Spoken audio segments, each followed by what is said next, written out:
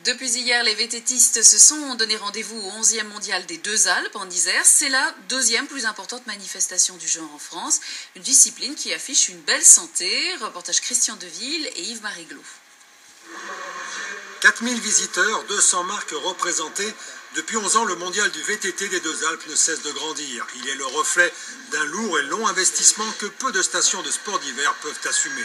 Au total, 80 000 € annuels, notamment pour l'entretien des pistes.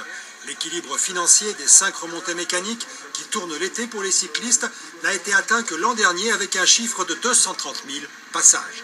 Le travail des pistes, c'est 8 personnes sur le terrain, 2 responsables d'équipe, et c'est la pelle et la pioche, puisque c'est le seul moyen d'atteindre les pistes de VTT. Donc il n'y a pas de moyen mécanique, il faut y aller tous les jours avec sa pelle et sa pioche. Le marché du VTT de montagne se porte comme un charme. Il ignore même la crise, boostée par une demande croissante, à la fois en quantité et en qualité. Les vélos de gamme atteignent les 5-6 000 €. Les innovations sont nombreuses. Exemple, ce modèle monofourche ou ce tout carbone doté d'un système qui rend totalement indépendant l'amortissement et le coup de pédale plus efficace. Comme pour un ski, le vélo de descente doit être rigide, léger et dynamique.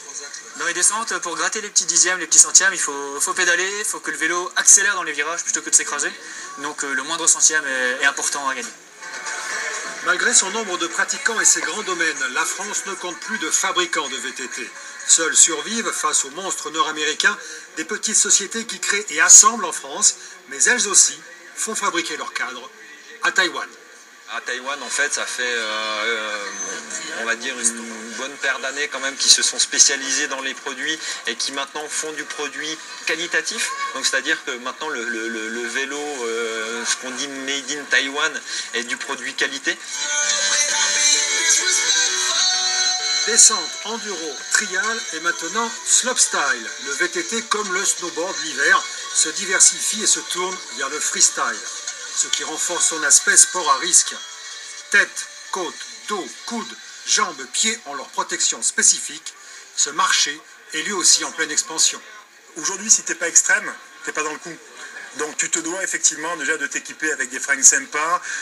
Tu vas t'engager de plus en plus parce que plus tu sautes haut, plus tu es fort. C'est un peu le système. On est vraiment dans cette mouvance de l'extrême. Mais cette année, l'accessoire le plus à la mode, c'est sans doute elle, la caméra embarquée qualité HD. Au savoir-faire, le VTTiste aime associer le faire savoir en publiant sur Internet les vidéos de ses exploits.